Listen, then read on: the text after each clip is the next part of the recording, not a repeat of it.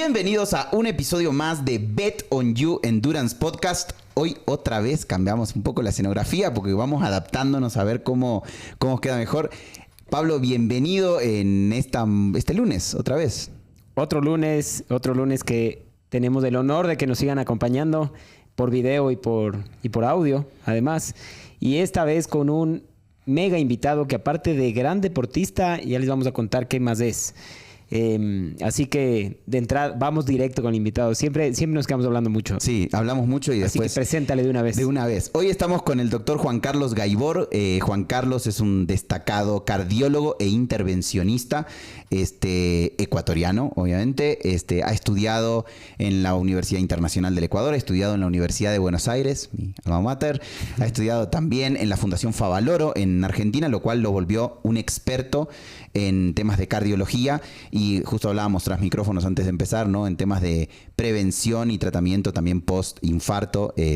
Actualmente es miembro activo del Hospital Metropolitano de Quito, creo yo que uno de los hospitales más grandes que hay en Ecuador, del Hospital Eugenio Espejo, y también coordina el directorio de Exercise is Medicine.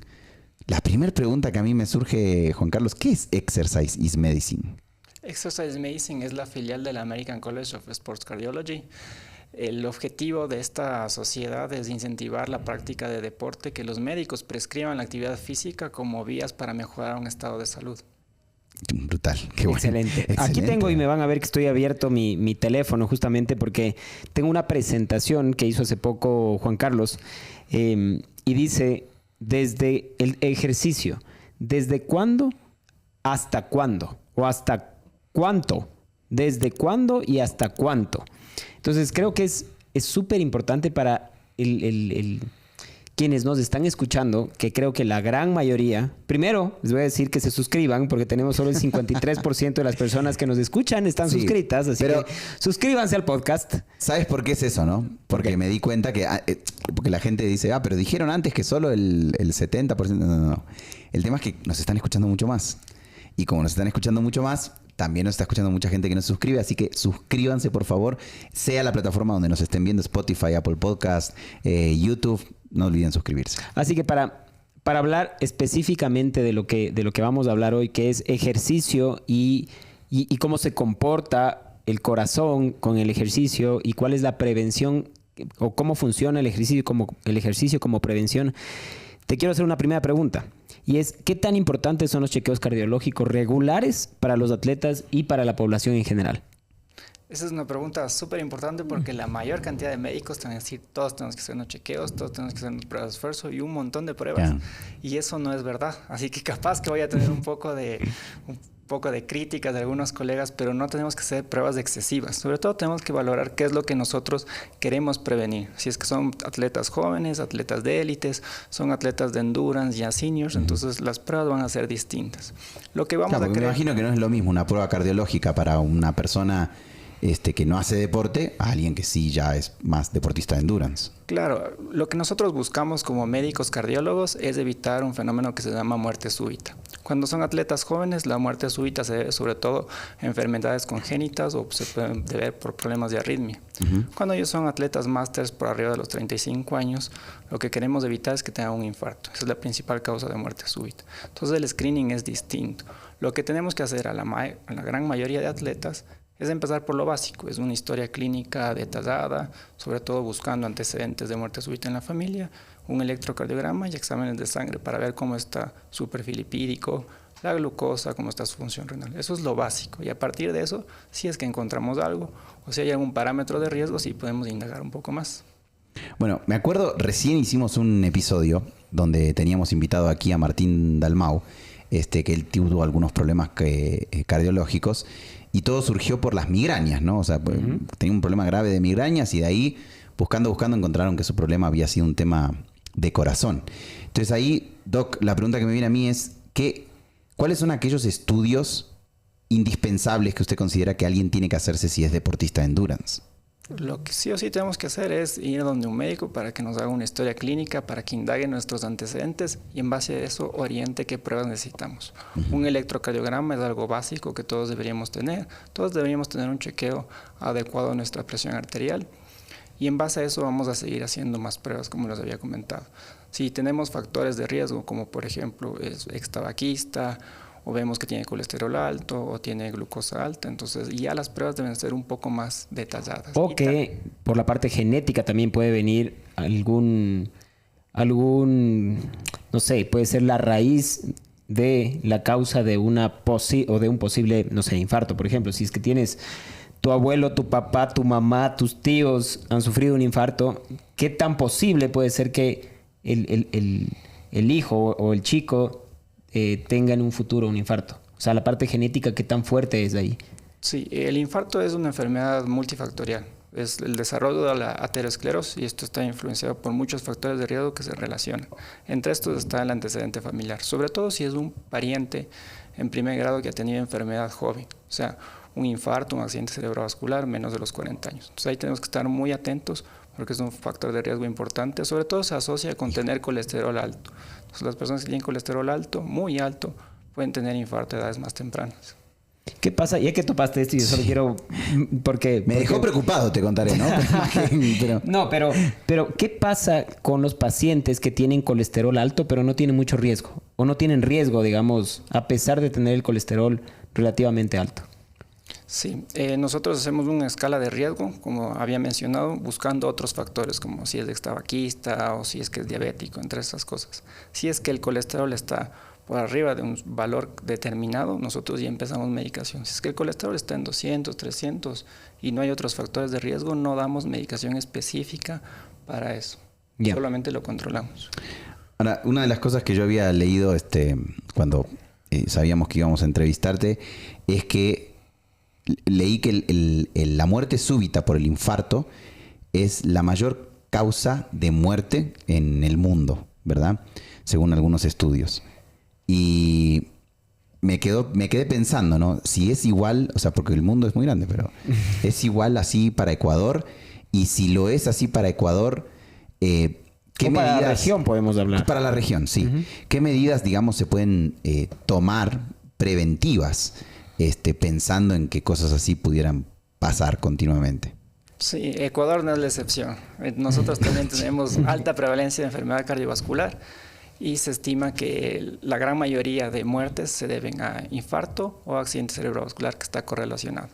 ¿Qué medidas nosotros podemos prevenir? Corrigiendo los factores de riesgo. Si nosotros hacemos actividad física, tenemos controladas nuestras cifras de tensión arterial, nuestro perfil lipídico, nuestra glucosa en sangre, podemos disminuir hasta un 50% la probabilidad de que tengamos algún tipo de desenlace. Y la actividad física puede ayudar para bajar cualquiera de estos factores. Sí, eso es súper interesante porque cuando nosotros hacemos actividad física disminuimos nuestros factores de riesgo. Entonces, cuando hacemos actividad física disminuimos nuestro colesterol malo entre 5 a 7 miligramos por decilitro, aumentamos nuestro colesterol bueno entre 2 y 5, disminuimos nuestra tensión arterial alrededor incluso en los hipertensos de 7 milímetros de mercurio, eso es como un potente antihipertensivo, y también mejoramos nuestra parte metabólica.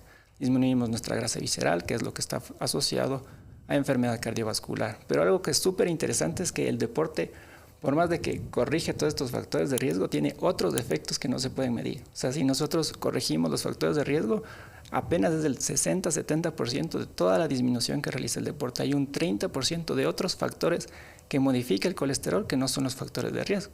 Como por ejemplo mejora la función endotelial, es decir, la capacidad de relajarse de las arterias, mejora la capilaridad de los vasos, entonces tenemos más vasos en el corazón, entre otras cosas. Entonces son parámetros que además de corregir los factores de riesgo, también mejora el deporte. Voy a hacer escuchar este podcast a un montón de amigos que a veces me ven que estoy así medio cansado porque uno sale a rodar, una cosa. Nos reunimos suave. Y a veces uno está cansado. Así dice, para estar así mejor yo no hago deporte porque uno siempre está patojo, algo le pasa. Pero en realidad, internamente, metabólicamente, sí somos muy diferentes a quien no hace una actividad regular física, digamos. ¿Cómo se puede medir eso? Digamos que tú tienes 2 pacientes. Y que les ves y su isotipo es parecido inclusive, no es que el uno estamos hablando de que está gordo y el otro está flaco y está muy fuerte o alguna cosa. Que conste, cuando dijo gordo me señaló a mí, ¿no viste? Pero no salió en la cámara. La cosa es que ¿cómo podemos saber las diferencias o cómo puede darse cuenta la gente las diferencias pensando en longevidad, por ejemplo. ¿Cómo va a tener su vejez del uno y cómo va a tener su vejez del otro? Si es que se mantiene regularmente haciendo ejercicio. Claro, la actividad física seguro que te va a dar una mejor calidad de vida y te va a hacer que vivas más tiempo. Pero algo que es súper importante es que no tienes que hacer ejercicio o actividad física de forma excesiva. Si nosotros comparamos la gente que hace actividad física de forma excesiva con la gente que tiene un estilo de vida saludable, o sea, no es sedentaria, hace su actividad cotidiana, camina en vez de tomar el bus, cosas así, vemos que los parámetros son equiparables y que incluso la gente que hace mucho más actividad física, que es ya los que hacen por arriba de las 12, 15 horas por semana. Como el doctor. Como el doctor. Pueden tener un poco más de presencia de enfermedad aterosclerótica en el corazón, o sea, un poco más de placas de colesterol en el corazón. Entonces, es algo que el ejercicio es bueno, no nos garantiza que vamos a estar completamente sanos, pero también el corregir los otros parámetros ayudan. Así que no necesariamente tenemos que ser deportistas de élite, sino tener un estilo de vida saludable. Y en el estilo de vida saludable se involucran un montón de cosas, ¿no? Porque entra lo que hemos hablado más de una vez, temas de nutrición, temas de descanso. De salud mental, temas inclusive. de salud mental y demás. Yo antes de empezar a grabar le hice una pregunta al doc y le comenté que le iba a hacer una pregunta y era con el tema del famoso COVID-19, por más que ya pasaron algunos años de la famosa pandemia. O sea, de lo que he leído sí se sabe que el COVID, inicialmente pensábamos que solo era un tema respiratorio y con el pasar del tiempo se descubrió que afecta a otros sistemas del cuerpo como son el sistema nervioso y también el sistema cardiovascular. ¿Qué tan cierto es que si tuviste COVID, digamos, o lo has tenido reciente, porque también ahora hay brotes recientes? Estamos a poco tiempo de que inicie el Tour de Francia y uno de los, no voy a decir los favoritos, pero probablemente el gregario más importante de Vinegar, que es Sepp Kuss, se queda fuera por COVID, justamente. Exacto. Entonces, ¿por qué le dicen no compitas?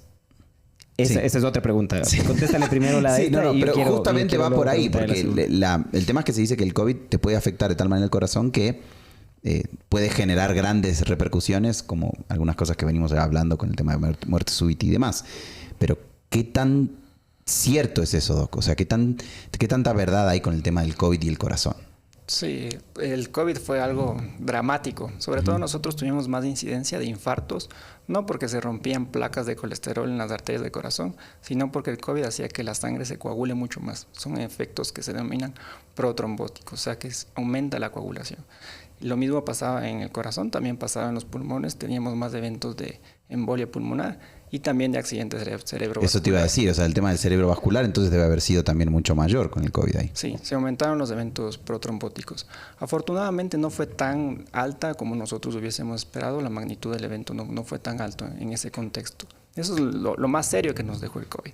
De ahí también tuvimos aumento de hipertensión arterial. Pues, gente que antes no era hipertensa, después de tener COVID, tenía cifras de hipertensión arterial mucho más alta.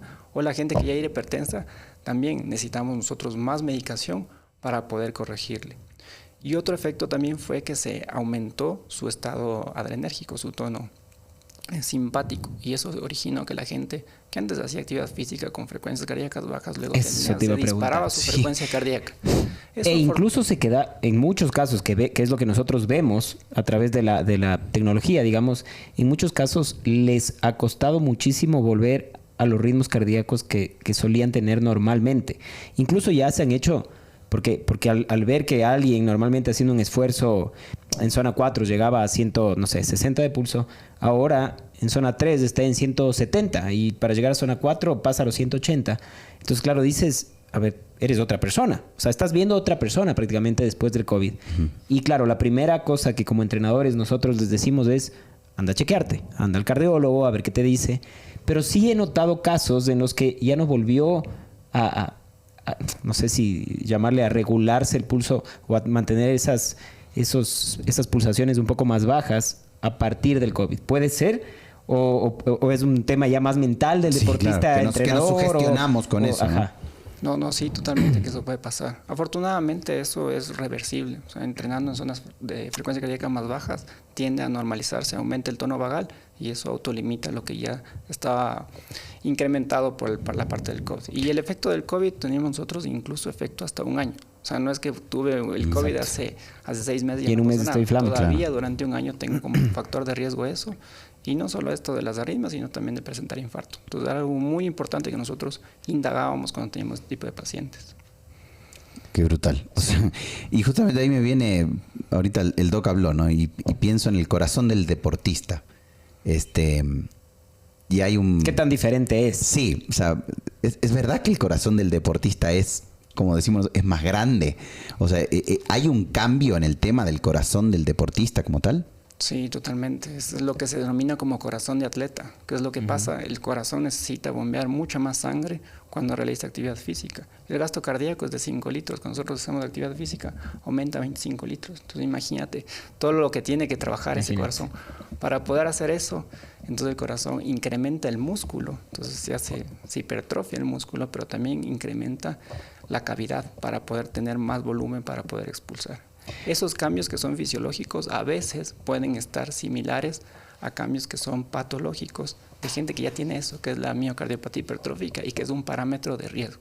Entonces, por eso es muy importante hacer un electrocardiograma. Si vemos alteración en el electrocardiograma, completar la evaluación con un ecocardiograma o una resonancia magnética. Y lo que me decía de esto de este gregario que tiene el COVID es súper importante, por eso es un parámetro de muerte súbita que tenemos que nosotros decir a la población que esté más atenta. Si está enfermo, no vaya a correr. Si tiene gripe, si tiene cualquier tipo de malestar, algún proceso inflamatorio, no haga actividad física, mucho menos si es actividad física extenuante. Porque cuando nosotros hacemos actividad física, se incrementa el riesgo cardiovascular. Por más de que el deporte es sano, cuando nosotros estamos haciendo actividad física durante 1 o 2 horas, nuestro riesgo cardiovascular por el proceso inflamatorio está incrementado. Entonces nosotros en ese parámetro tenemos riesgo. Si encima estamos enfermos, si tenemos gripe, es mayor el riesgo. La probabilidad de que se produzca un evento es mucho más alto. Y ahí es un tema de corresponsabilidad, ¿no? Porque se pueden hacer análisis, podemos ver cómo está el corazón, podemos tener un doctor de cabecera y un cardiólogo que nos esté guiando y demás, pero yo me canso de ver gente que de alguna u otra manera se obsesiona con el deporte y se enferma de una gripe o se enferma de un resfrío y no, igual tengo que ir a nadar. O están con una gripe y no, si salgo a correr la sudo y se me pasa, ¿no? Y o sea, hay un tema ahí también de responsabilidad de los atletas de decir, a ver, si estoy enfermo no pasa nada si tomo no pasa nada si descanso un día más. Descanso, es más, el descanso me puede ayudar a recuperarme mucho más fácil que la propia actividad física. Yo tenía ahí una pregunta que nos hacen frecuentemente. Si bien el corazón del atleta crece, la morfología del corazón de las diferentes personas es diferente. Es decir, yo sé que mi corazón debe ser más chiquito porque, tú sabes, mi ritmo cardíaco es mucho más alto. Ayer conversábamos justo con Martín Sáenz. Tenemos la misma edad, podemos correr similar. Él a 155 de pulso está ya, pero pidiendo perdón, y yo a 155 estoy conversando como si estuviera caminando. Y mi ritmo cardíaco evidentemente es mucho más alto. La gente normalmente se compara. Van en la bicicleta, ¿a cuánto estás? 160. Yo a 150, yo estoy mejor. ¿En realidad está mejor el que tiene el pulso más bajo? ¿Cómo es? O sea, ¿cómo les podemos ilustrar a nuestros oyentes y a quienes nos ven de justamente esos temas de que el corazón es de cada uno? Y es un poco difícil compararse con el de al lado. Claro, sobre todo... Pero ¿hay menor riesgo si es que mi corazón late menos? Con eso quiero cerrar esa pregunta. Sí, o sea, está correlacionado que el tener un tono adrenérgico, es decir, todo lo que hace que tengas presión más alta, frecuencia cardíaca igual más alta. Si nosotros tenemos un tono adrenérgico más alto, tenemos mayor riesgo de eventos cardiovasculares. Ya. Eso en la parte basal. Perfecto. Entonces, pero en el momento del entrenamiento, digamos, las zonas siempre son diferentes. ¿Quiere decir que no quiere decir siempre que el que tiene el pulso más bajo es mejor que el otro? No, eso ya es la adaptación de cada cuerpo. Me agarraron en curva. Pensé que ibas... nosotros justo hablábamos con Pablo de un par de deportistas que han sufrido de infartos durante entrenamientos, en el mejor de los casos. Pero sí ha habido casos en carreras. Justo hablábamos recién de Tim O'Donnell, que es un reconocido triatleta con muchísima experiencia y años. Y él contó recién todo su caso durante una carrera que encima la terminó. Y él decía, no creo que esté muriéndome porque sigo moviendo los 320, 330 vatios que Quemó estaba la bici, moviendo claro. ese día en la carrera, que era lo que tenía.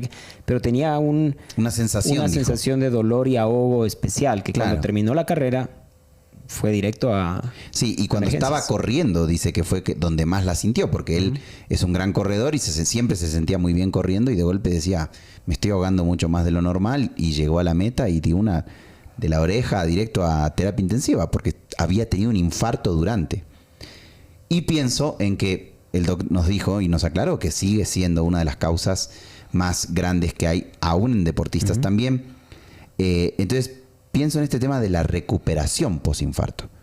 Y pienso en dos tipos de personas, ¿no? Hay gente que dice, no, tuve problemas cardiovasculares, sería una locura meterme a hacer deporte de endurance. Y también está el otro que ha hecho deporte de endurance en periodos de su vida y ha tenido problemas cardiovasculares y dice, no, volver, o sea, o forzarme más es un problema.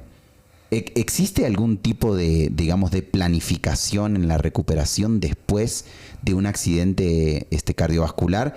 Y digamos, ¿qué tipo de rehabilitación cardíaca sería como la más correcta o la que habría que seguir y pensar? Obviamente yo sé que hay una prescripción y una visita al médico y todo, pero ¿qué tipos son esas rehabilitaciones?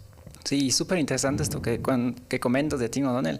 Y creo que es el mensaje que hay que decirle a la población, que si es que tiene un síntoma importante, opresión retroesternal, si tiene falta de aire, si no se siente bien, y si no es Tim O'Donnell el que está compitiendo por ganar Además, si está en el puesto 528 de Claro.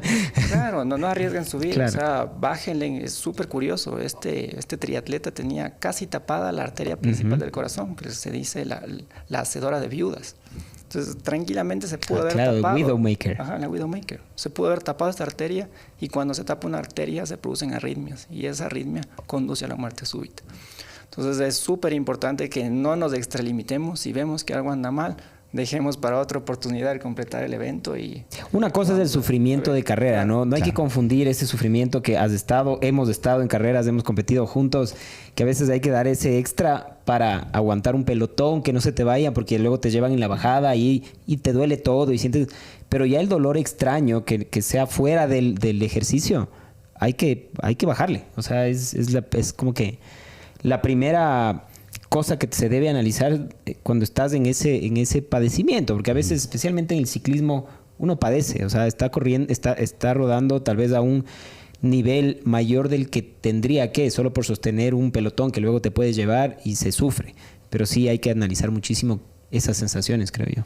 No. Sí, y lo que comentas de rehabilitación cardiovascular es súper importante. A todos nuestros pacientes que tienen un infarto, nosotros le prescribimos que inicien la actividad física y que hagan esto de forma progresiva, ¿sí?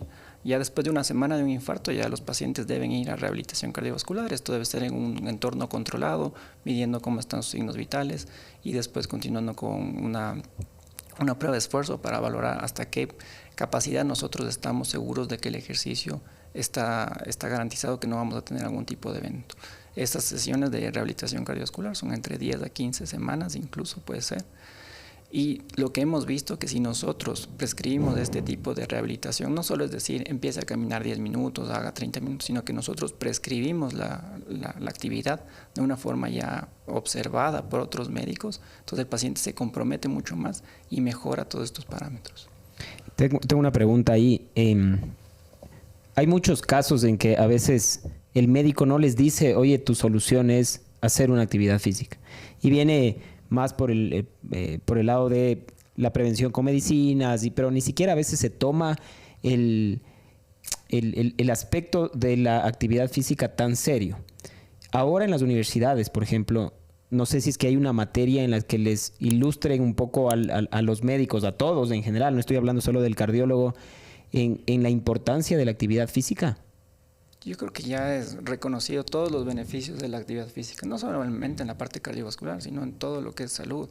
Mejora los eventos de depresión, disminuye la posibilidad de que generes cáncer. Entonces, pero te digo, en el estudio, ya hablando de universidad, por ejemplo, tú como médico dices, yo tengo una clase en la que tengo que aprender el tema de los beneficios de la actividad física, hasta para saber cómo prescribirle, hasta para saber a quién o cómo guiarle al paciente. No sé si es que haya algo así de específico en la universidad.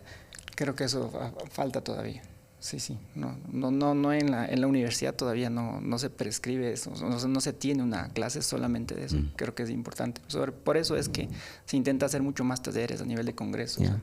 Intentar difundir un poco más este tipo de información. Tú has estado en varios de estos talleres. Esta presentación me imagino que era para un taller justamente, ¿no es cierto? Sí, exacto. Y eso es también lo que intenta hacer Exercise Medicine, es acreditar a los médicos para que sepan cómo prescribir la medicina, porque la actividad física es una medicina que nosotros tenemos que primero prescribirla con dosis, de varias formas. ¿Sí? Claro. Escuchaba en el libro de Peter Attia, que se llama Outlive, que él decía que si es que encontraríamos una medicina que te digan que puedes extender o mejorar tu vida entre el 10 al 14%, de ley nos tomaríamos.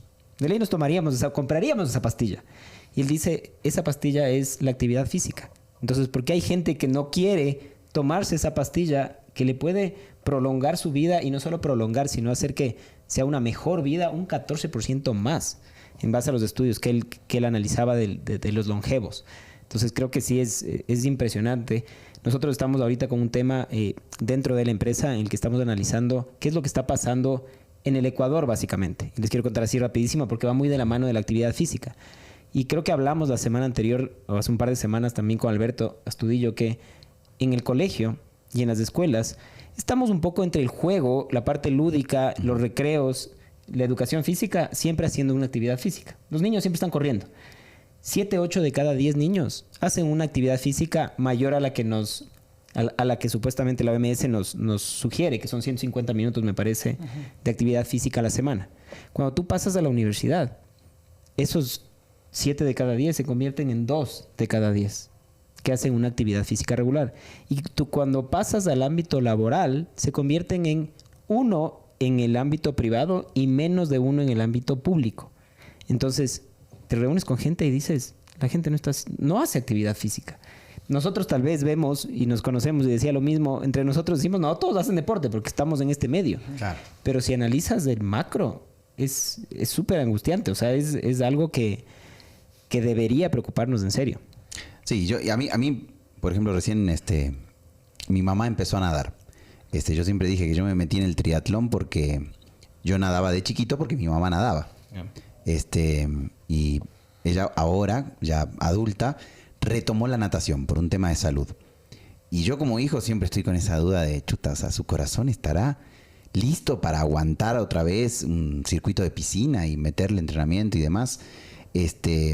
Pero claro, o sea, como dice el doctor, todo lo que es el acompañamiento cardiológico para saber que estamos en condiciones como personas, como deportistas, para poder seguir adelante. Y me viene una pregunta, Doc, y es con el tema del sobreentrenamiento. En este podcast hemos hablado poco del sobreentrenamiento y creo que se tiene que venir un episodio pronto, pero ¿qué impacto tiene el tema del sobreentrenamiento en la salud del corazón del atleta?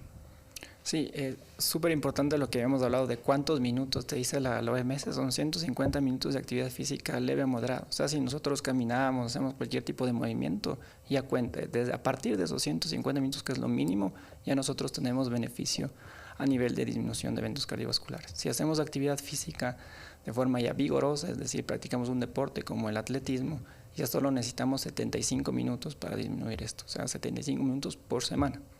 Si es que nosotros hacemos más actividad física, mejoramos esto aún más y también mejoramos nuestro perfil metabólico y sobre todo la mayor cantidad de beneficio nosotros tenemos cuando llegamos a las 4 a 6 horas por semana. Ya cuando superamos esto, ya cuando llegamos a cifras de más de 10 horas por la semana, no se tiene claro qué tanto puede ser el beneficio. O sea, si es que es mucho mejor hacer 10 horas que las 6 horas. E incluso ya se pueden presentar ciertos factores de riesgo que pueden ocurrir ya cuando hace mucha actividad física, porque también se desencadenan problemas inflamatorios, se puede inducir arritmias, entonces ya eso todavía no está claro, eso está en investigación, es muy difícil, luego podemos hablar un poquito de eso, pero no se tiene evidencia acerca de eso.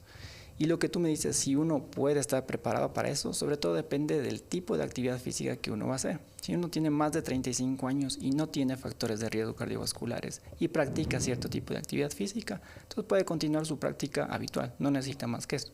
Si es que tiene factores de riesgo cardiovasculares, entonces ahí sí uno tendría que hacer una investigación un poquito más avanzada, ¿sí? Si es que uno quiere hacer actividad física más allá de lo habitual, de lo que ya él estaba preparado. Que creo que un gran porcentaje de nuestros oyentes hacen más de las tal vez 10 horas de las que estás hablando. Sí, y si quiere prepararse para una maratón, para un Ironman, entonces ahí sí hay que hacer una evaluación un poco más específica y no quedarse con, tal vez ahí vamos a las pruebas que son más avanzadas, con una prueba de esfuerzo. Uno dice, claro, tuve factores de riesgo, tengo más de 35 años, voy a correr la maratón, me hice la prueba de esfuerzo y la prueba de esfuerzo salió dio todo negativa. bien, claro. Entonces ya, garantizado, 100% que no puede pasar nada. No, eso no es así, porque la prueba de esfuerzo lo que hace es evidenciar si tú tienes una obstrucción importante en las arterias del corazón, pero no te evita que tú, o sea, no te confirma que tú no vas a tener un evento, porque puede que tengas una placa pequeña en las arterias del corazón que no te va a producir alteraciones en la prueba de esfuerzo, pero esa placa pequeña se rompe, se forma un coágulo, se trombosa toda la arteria y tú tienes un gran impacto. ¿Con un TAC se puede analizar? Y eso se puede analizar con una tomografía, sí. Ahí se evidencia si tienes tú placas en el corazón. Y si es que nosotros vemos placas en el corazón, ya no estamos haciendo prevención primaria, sino ya empezamos con prevención secundaria porque ya determinamos que hay enfermedad.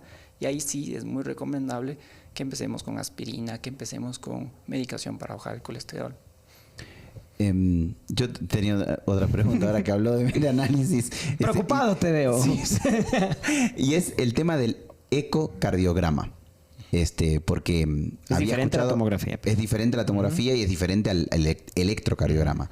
Y había escuchado a algunos atletas recientemente, justamente en un pelotón, mientras iban conversando, de que no, si lo mejor es, en vez del electro, hacerte el ecocardiograma, porque en el eco ves el grosor de las paredes del corazón, no sé qué. O sea, que todas son cosas diferentes, ¿no? Sí, ¿qué tanta seriedad hay en el tema ahí? Depende del nivel de deporte que uno hace. Si es un atleta élite, por decirte, los futbolistas, a ellos sí se les recomienda hacer un ecocardiograma. Es muy poquito lo que nosotros ganamos de información, ya aparte de la información que tenemos de una historia clínica y un buen electrocardiograma. El ecocardiograma son unos muy pocos casos extra que nos permite diagnosticar y sobre todo asociado ya, como digo, con la clínica. Si nosotros encontramos alguna alteración previa en los otros estudios, sí continuamos con el ecocardiograma. Y lo interesante es que hacemos el ecocardiograma y encontramos cambios que ya sabíamos que podían estar ahí, que el corazón es más grande. También podemos encontrar que existen ciertos parámetros que nos dan preocupación, pero no necesariamente eso implica riesgo. O sea, tenemos más trabeculaciones, y eso puede generar, se creía, algún potencial de riesgo, no se ha comprobado eso. ¿Qué son las trabeculaciones? Son pequeñas conexiones que existen en el corazón. El corazón tiene como fibras, entonces se hace como más fibroso. Y algo que es súper importante, que el corazón de un atleta trabaja menos que el corazón de una persona normal. Eso es súper interesante. Cuando uno tiene enfermedad, el corazón trabaja menos. Cuando tiene un infarto, el corazón tiene una capacidad de expulsar la sangre disminuida. Y en los atletas de alto endurance también tienen eso. Pero eso no necesariamente se correlaciona con algún evento a futuro. Es raro, ¿no? El deporte es salud y todo, pero hace que tu corazón trabaje menos. Así es. Bueno, doctor, muchas gracias por habernos ilustrado el día de hoy. Quedan algunos temas, por ejemplo, el de los atletas máster. ¿Cómo deberían entrenar? Si deben hacer intensidad, si no deben hacer intensidad, el volumen de entrenamiento, etcétera. Podemos dejarlo para otro. Sí, vamos a tener que... Siempre decimos lo mismo cuando tenemos un invitado. Vamos a tener que hacer un segundo episodio para aclarar otras dudas que quedaron hemos hecho un par de segundos episodios, así que hay que invitarle una segundas partes. Así, ahí el doctor va a tener que volver a visitarnos. Doctor, gracias por habernos ilustrado. Creo que siempre lo que estamos buscando aquí en Bet on You es que no solo la gente apueste por uno mismo, sino que también se capacite y aprenda y escuche estos consejos. Y si bien ahorita estamos hablando de que puede ser excesivo hacer más de 10, 12, 20 horas de entrenamiento a la semana, también hay que saber que el doctor ha hecho mundiales de Ironman 70.3, ha corrido maratones, ultramaratones. Entonces, creo que estamos más hacia el lado de que hay que entrenar para llegar a estos eventos. O sea, no se puede llegar con 5 horas a la semana ir a hacer un Ironman completo. Claro, no hay cómo. Es súper importante, hagamos énfasis en esto, que el volumen es más importante que la intensidad. Si nosotros hacemos actividad física de forma intensa, mucho más riesgo. Entonces, hagamos mucha zona 2 y eso que nos puede garantizar de que ahí hablamos de la parte de la polarización del entrenamiento. Doctor, muchas gracias esta mañana por acompañarnos. Estamos más que seguros que vamos a hablar en una futura ocasión pronto. Sigan apostando por ustedes, sigan apostando por lo que están queriendo alcanzar, sigan apostando por lograr metas cada vez que se las plantean y con toda esta información también aprender un poco más de cómo tratar nuestro cuerpo. Pablo, nos vemos el lunes que viene. Nos vemos, gracias.